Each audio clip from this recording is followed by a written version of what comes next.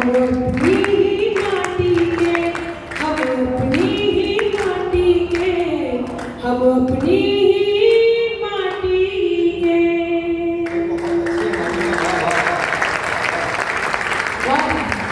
एक दूसरे के साथ होते हैं, इतने बड़े व्यक्तित्व हो जाते हैं। आप सब बहुत बड़े बड़े पद पे हैं, इतने बड़े व्यक्ति। हम बच्चों को घर में बैठ करके पाठ सिखाते हैं और समझाते हैं, लेकिन हम कई बार खुद हमारे मित्रगण की या किसी की कही हुई बात को अपने पेट में नहीं रख पाते। कई बार मैं 4 पंक्तियां कहती हूँ, यदि आपने ऐसा कुछ छेड़ा हो डाल दीजिएगा, आपको सुनने में आनंद आएगा, मुझे सुनाने में आनंद आएगा। तब मैं परेशान हो गई थी, लोग एकदम जाने लग गए थे, अब आ रहे हैं।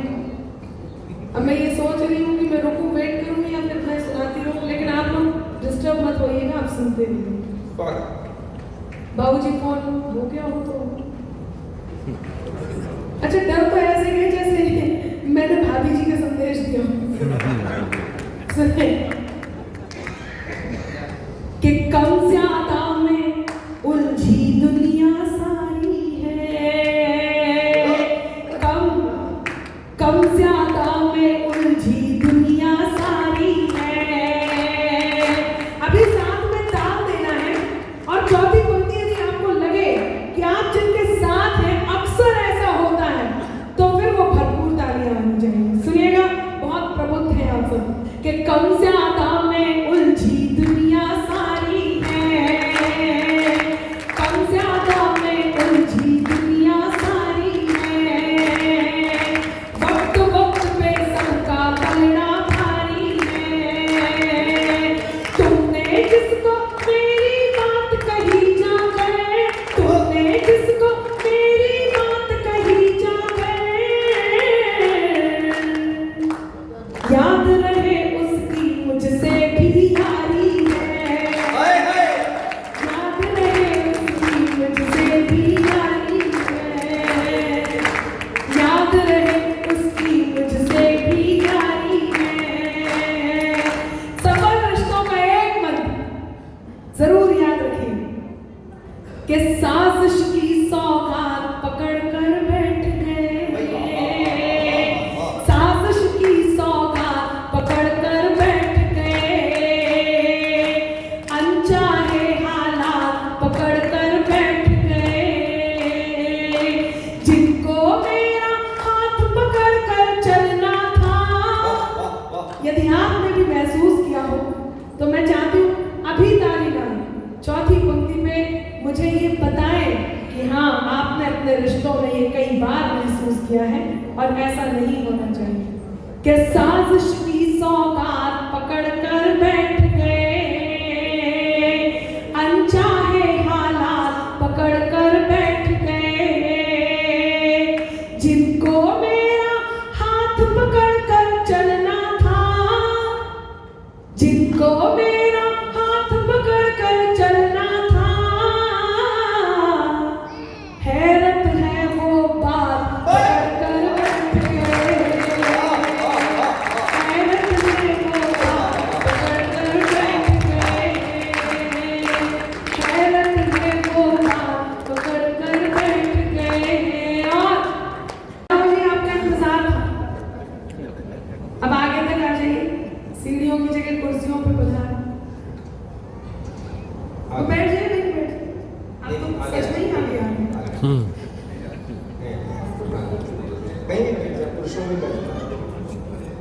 सुने कि जुबान मिश्री नजर पैनी बड़े शातिर लुटेरे हैं, जुबान मिश्री नजर पैनी बड़े शातिर लुटेरे हैं, उजाला ओढ़ कर फिरते हैं फितरत से अंधेरे हैं, और जरा बच के तू चल इनसे, ये कातिल तो नहीं लेकिन जरा जरा जरा जरा बच के तू चल इनसे, ये कातिल तो नहीं लेकिन ये तेरे मुंह पे तेरे हैं, ये मेरे मुंह पे। क्या हुआ? पंक्तियां, इनसे अच्छी पंक्तियां मैंने अब तक नहीं कही, मैं आज तक पहुंचा। श्रृंगार कि मैं तेरे नाम हो जाऊं, हरियाणा में बहुत मन दिया है इन पंक्तियों को, और मुझे कई बार डिमांड की है, यदि आपको अच्छी लगे तो आपका मन मान लीजिए। मैं तेरे नाम हो जाऊं, तू मेरे नाम हो जाए, मैं तेरा दाम हो जाऊं, तू मेरा दाम हो जाए।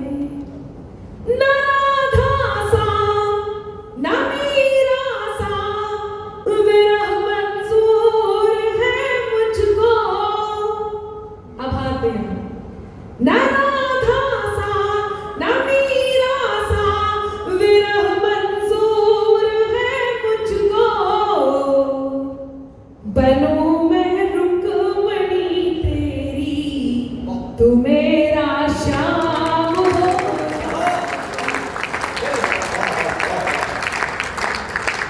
बनूं मैं रुकमणी तेरी, तू मेरा श्याम हो जाए। जो कानों तक नहीं पहुँचे वही अल्फाज मत होना। अच्छा, आप लोग जैसे रिकॉर्ड कर रहे हैं और यदि आपके पास ऐसा कोई सच्चा मित्र हो तो ये पंक्तियां जो मैं कहने जा रही हूँ आप अपने मित्र को जरूर समर्पित कीजिए। सुनिएगा कौन होता है कि अपना कर अपनेपन को अपनापन अक्सर देते हैं। अपना कर अपनेपन को अपनापन अक्सर देते हैं, खुद को मरहम कर लेते हैं और जख्म सभी भर देते हैं। सुनिएगा काफी कि अपना कर अपनेपन को अपनापन अक्सर देते हैं, खुद को मरहम कर लेते हैं और जख्म सभी भर देते हैं। हिम्मत के धागे टूटे तो उसके पास चले जाना, दोस्त हौसलों के दर्जी हैं, मुफ्त रफू।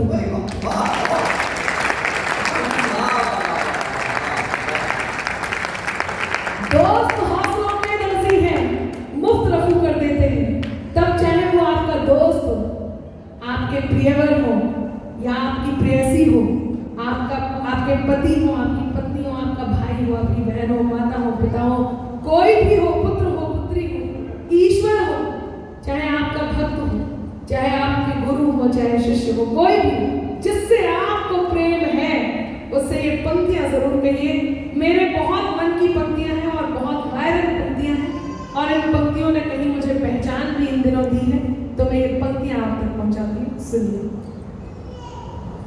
जो कानों तक नहीं पहुंचे वही अल्फाज मत होना। वाह वाह, क्या अब दिल से लिखिए। जो कानों तक नहीं पहुंचे वही अल्फाज मत होना। जिसे दिल जान ना पाए कभी वो राज मत होना। है मुमकिन गलतियों से गलतियों का भी तो हो जाना। है मुमकिन गलतियों से गलतियों का भी तो हो जाना। मुझे तुम कुछ भी कह लेना। तैयार है?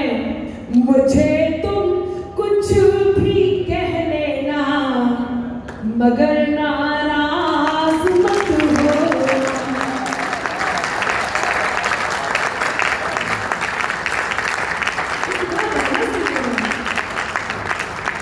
सच में अच्छा बात है।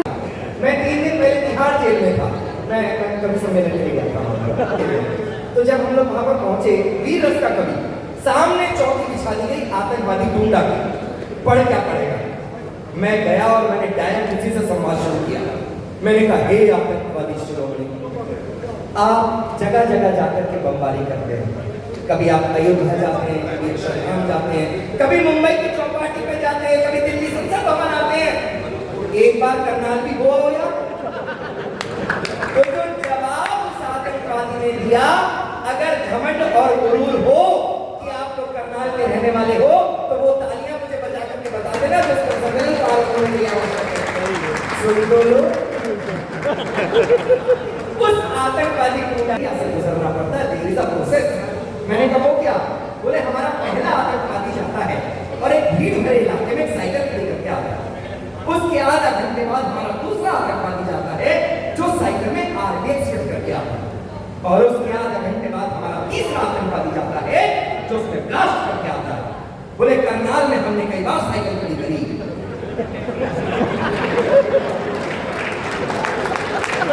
आधा घंटे बाद साइकिल ही नहीं मिली। हम तो समझ गए काम फंसे। तो ड्राइवर को वहीं बिठा दिया, मैंने वो बाहर ही बैठ, पता नहीं गाड़ी में मिलने की बात नहीं। बहुत आनंद आने वाला ये कार्यक्रम विधिवत आरंभ। हम जहाँ भी उनके लिए ही है। सौरभ जी अनामिका जी इधर से आ जाओ, थोड़ा इधर से आ जाओ। पता लगे कि आप अग्रवाल समाज के प्रोग्राम में उपस्थित हुए हैं, तो गौरव जोशी के साथ उनका स्वागत होना चाहिए। ऐसी मैं कामना करता हूँ। रेणुका गुप्ता पहुंची है और गले मेरा साथ में खड़ा रेणुका गुप्ता भी तस्वीरों में अपनी। सौरभ जी याद उसी से ना हो, दो की सीट बनाइए।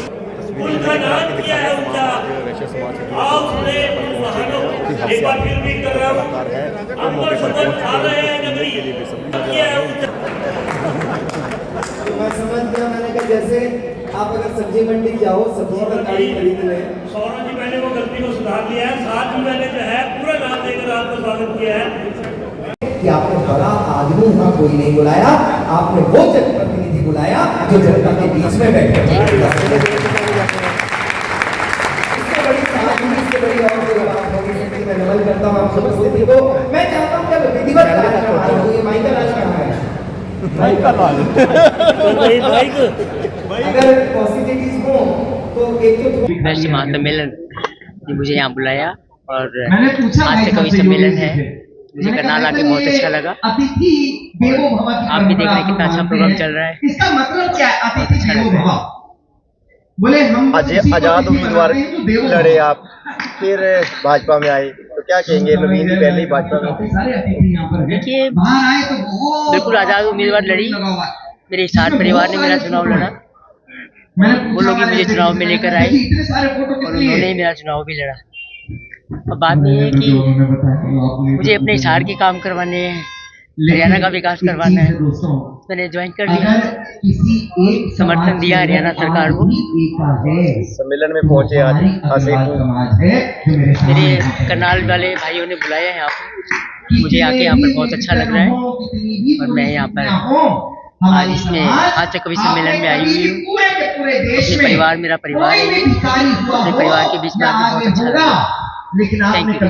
आज यहाँ पर दीपावली के लिए महासम्मेलन अखिल भारतीय वैश्य समाज की तरफ से किया जा रहा है, जिसमें हमारे समाज के बहुत ही अनुभवी और बहुत ही हास्य से भरपूर कवि यहाँ पर पहुंचे हैं। निश्चित तौर पे ये दीपावली उत्सव परिवार को, समाज को एकत्रित करने के लिए किया जाता है और इस वैश्य भवन में जिस तरह से आयोजन किया गया, यहाँ पर सभी भाई बंधु पहुंचे हैं। मैं दीपावली की बहुत बहुत बधाई, बहुत बहुत शुभकामनाएं देती हूँ और कामना करती हूँ कि दीपावली सबके लिए सुख समृद्धि वाली हो, सुरक्षित हो। मानते इस तरह के कार्यक्रम होते रहने चाहिए, जो तनाव है, तनाव भरी जिंदगी से कहीं ना कहीं राहत मिलती है। बिल्कुल, उत्सव को हम हंसी खुशी से आपस में मिलजुल कर मनाएंगे तो निश्चित तौर पे हमारे जीवन का तनाव दूर होगा और इसके साथ साथ समाज में जो एक आपस में भाईचारा भी कायम होगा। जब हम एक दूसरे से मिलते हैं, ना केवल मिलते हैं बल्कि सुख दुख को साझा करते हैं, एक दूसरे की तकलीफों को साझा करते हैं। और ये दीपावली का त्योहार तो वैसे भी मिठाइयों का त्योहार, आपस में भाईचारे का त्योहार है। इसे हम आपस में एक दूसरे के साथ बधाई के तौर पर मनाते हैं। ये इसी तरह से बनता है। डॉक्टर अनामिका जैन अंबर जी आज पहुंची हैं और देश की प्रसिद्ध कवयित्री हैं, वो अपने पतिदेव अंबर जी के साथ पहुंची हैं और आदरणीय हमारी मातुल्य सावित्री जिंदल जी इस कार्यक्रम की मुख्य अतिथि थी। और ये अग्रवाल वैश्य समाज का कार्यक्रम जो करनाल में रखा और महाराजा अग्रसेन जी की जयंती के पर्व पर यह कार्यक्रम रखा गया था। और बहुत आनंद अभी कार्यक्रम चल रहा है और बहुत आनंद पूरा वैश्य समाज यहाँ पर करनाल का इकट्ठा हुआ है और उस कार्यक्रम का आनंद ले रहा है। और हम भी काफी देर से यहाँ बैठे थे और बहुत सुंदर सुंदर कविताएं हमने सुनी। आनंद ही आनंद। कि सामने जिले इलाही बैठे हों और अनारकली खड़ा हो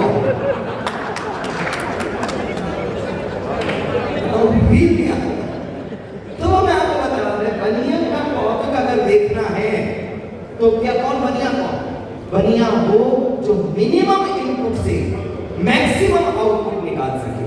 और हरियाणा के बनियों ने ये बात सिद्ध किया। किस तरीके से किया? सुबह सुबह जलेबी बनवाई उनसे और शाम को पार्टी।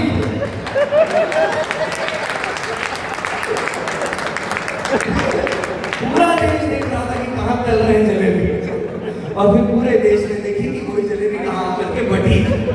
ये काम भी केवल आप ही लोग कर सकते हैं। बहुत बहुत सारी बधाइयां देता हूं। मैं क्रम को बढ़ाना चाहता हूं। मैं ये काम और अब कुंडली में मेरी है ये दोनों, तो मैं क्या करूं?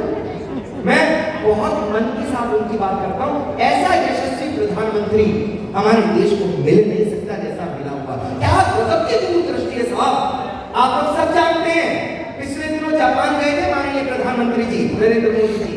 वहां से भारत की उन्नति के लिए 88,000 करोड़ का लोन लेकर के आए। कितने का? 88,000 करोड़। कितने परसेंट का? 0.01%, लगभग ना के बराबर। 0.01% पर 88,000 करोड़ का। कितने साल के लिए? 50 साल के लिए। और गिरवी क्या रखा है पता? गीता। अब 50 साल के बाद ना देने वाला शेष ना लेने वाला शेष, लोन तो चुकना ही नहीं है। तो वो लोग देखेंगे कि गिरवी क्या रखा था। अब जैसे वो गीता को खोलेंगे तो उसमें लिखा होगा तू व्यर्थ की चिंता क्यों करता है। क्या लाया था जो खो गया? जो तेरा था कल किसी और का होगा और सब किसी और। आने वाले हैं तो मिलकर के हैं। अद्भुत आनंद आ जाने वाला है।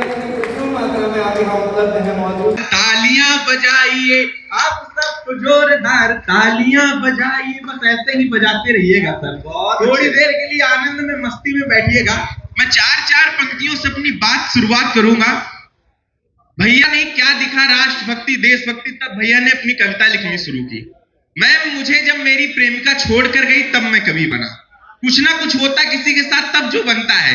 मेरी प्रेमिका छोड़कर गई, मैं वो दुख 2-4-10 मिनट आपके बीच पढ़ना चाहता हूं। आप सब बिल्कुल आनंद में सुनिएगा, मस्ती में सुनिएगा 4 पंक्तियां।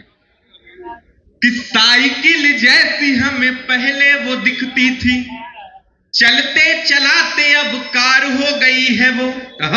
और जिस रस्सी पे कभी मैं कपड़े सुखाता रहा, यार मेरे बिजली का तार हो गई है वो। और अच्छा से समझता था यार मेरे रद्दी अखबार हो गई है वो। अच्छा खासा कोरा। चौथी पंक्ति पर बात समझ में आए तो सारा समर्थन करिएगा कि अच्छा खासा कोरा कागज जिसे समझता था यार मेरे रद्दी अखबार हो गई है वो। और रात भर मुझसे ही बात करती थी, कलुआ के संग में फरार हो गई है वो। जिन घनी काली काली जुल्फों को देखकर मन में हजारों ख्वाब हमने सजाए हैं, तो उन जुल्फों पे जो फिराया हाथ हमने, तो हाथ में 50 ग्राम जुए चले आए हैं। मैं बहुत बचपन से बहुत होशियार लड़का था भैया। और मैं पढ़ने गया स्कूल में, तो मुझे मेरे अध्यापक ने कहा उत्कर्ष खड़े हो जाओ। सर मैं खड़ा हो गया। उन्होंने कहा उत्कर्ष, एक मोटरसाइकिल में 13 लोगों को बिठाना है, कैसे बिठाएंगे? गणित का बहुत कठिन प्रश्न, आप सबकी हलचल थोड़ी सी बंद होगी तो ये बहुत अच्छा कार्यक्रम हो जाएगा। उन्होंने कहा उत्कर्ष, एक मोटरसाइकिल में 13 लोगों को बिठाना है, कैसे बिठाएंगे? हमने जवाब दिया, अगर जवाब आपको समझ में आए तो सारे लोग तालियों से समर्थन करिएगा। उन्होंने कहा उत्कर्ष, एक मोटरसाइकिल में 13 लोगों को बिठाना है, कैसे बिठाएंगे? हमने कहा सर 2 छक्के बिठाओ और आप मोटरसाइकिल चलाओ। अगर आप में तो आपको समझ में आए तो एक बार जोरदार तालियां बजाओ। भी खाने आए करनाल या कहना चाहिए हरियाणा उर्वरा है। और जब उत्तर प्रदेश में हम तो ये कहते हैं कि अगर उत्तर प्रदेश की बात करें तो उत्तर प्रदेश वो जगह जहाँ पर श्री कृष्ण ने बांसुरी बजाई। जिस समय उनको बांस बजाना था तो भी उन्हें हरियाणा आना पड़ा था। तो आज हम लोग अपने ओजस्वी वाणी लेकर के हरियाणा के मंदिर में खड़े हैं, हम तो ये कहेंगे, और अपनी बात पहुँचाने हैं। ये भी राजनीति ने नई नई करवट ली है और लोग अति उत्साह में हैं। हम देखेंगे, हम इस तरह की बात आज लोगों तक पहुंचाएंगे, उनको हंसाएंगे, अपनी कविताओं से उनके दिलों तक पहुंचेंगे। और यही करने के लिए करनाल बहुत प्यार करता है। अक्सर हम लोग आते रहते हैं और बहुत कविताओं में खास क्या रहने वाले आज? देखिए, वैसे तो कविताओं में खास हम ऑडियंस का मूड देखेंगे। ऑडियंस चाहती है कि वो हंसे, और क्योंकि अग्रवाल समाज का कार्यक्रम है तो अग्रसेन जी को नमन करते हुए यही रहेगा कि जो भूमि देवताओं की परम पावन विरासत है, जहाँ सत्यम शिवम और मुहूर्त है, धर्म सत्कर्म संस्कृति सभ्यता कर्तव्य का मंदिर हमें है गर्व, जिस पर हमारा देश है। तो इन पंक्तियों में भारत को लेकर के जो बात आ रही है वो सब कुछ आज कविताओं में रहेगा। खुशनसीब मानते हो अपने आप को, लोगों को हंसाने का मौका मिलता है इस भागम भाग भरी जिंदगी में? हाँ जी, बिल्कुल, बहुत खुशनसीब मानती हूँ। मैं बहुत सौभाग्यशाली हूँ कि ईश्वर ने मुझे कलम दी और उस कलम में इतनी ताकत दी कि मैं जो लिखती हूँ, जो लोगों तक पहुँचाती हूँ, उससे ना सिर्फ लोग हंसते हैं बल्कि उनके दिलों पे, उनके जहन पे भी प्रभाव पड़ता है। ये मेरी खुशकिस्मती है।